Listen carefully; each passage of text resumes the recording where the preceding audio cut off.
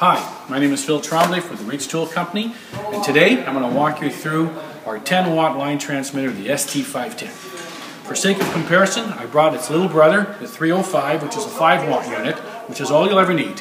But for those individuals doing larger diameter pipeline work, water supply, cast pipe, etc., this is the tool of choice.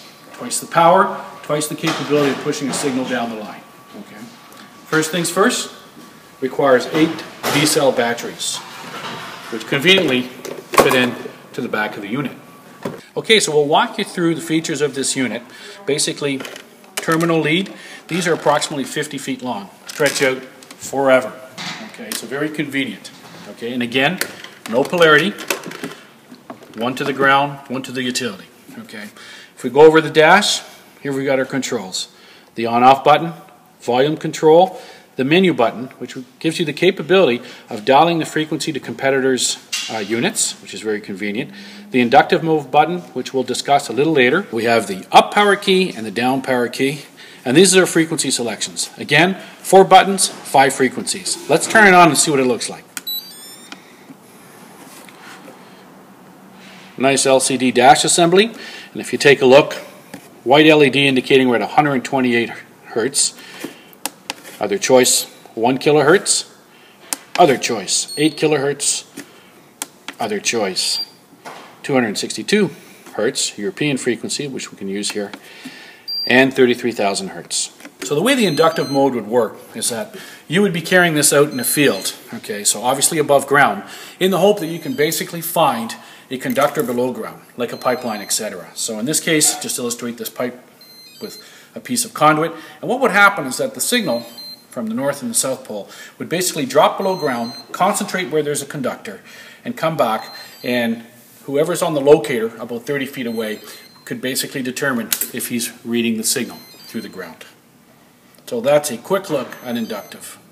So we're outside and we're just going to kind of show you how to set this up. It's pretty simple. In this instance, we're going to use the ground rod that's supplied. And when you look around a paved area, etc., look for the grass that grows between the cracks. And that should give you the capability to plunge this with sufficient contact area to hopefully create a good ground. So again, the rule remains the same. We clip to the ground rod first, so that way if there's any live current on the utility, 250 volts is it's capable. Clip to a vice grip, because in this case the utility has no tracer wire. And if we have a circuit, the dash should confirm the resistance in the circuit and basically the power. We can hear it beeping. We're here just to kind of illustrate the use of the power setting on the tool, which will either maximize your battery life or, for that matter, push the signal further down the conductor. If you take a look at our dashboard, it's set at the lowest setting.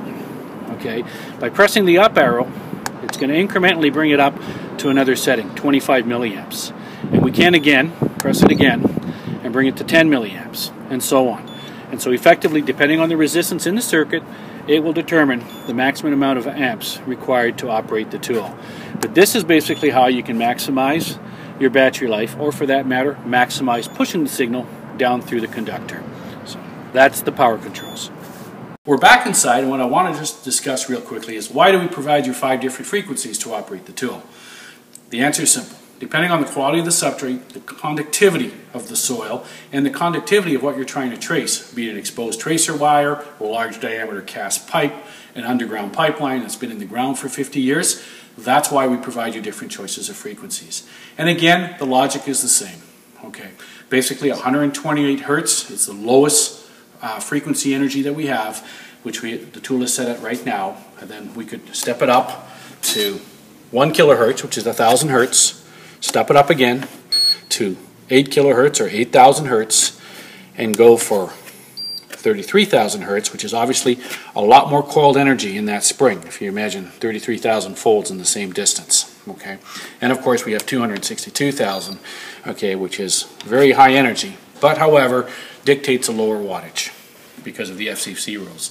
So again, who would be the typical end user for this unit? It would be someone doing pipeline or water supply, cast iron, large diameter work going between hydrants and services of the like. with large exposed pipe diameters. This would be the tool where the additional 10 watts power capability would make your locates and your life easier. Thank you.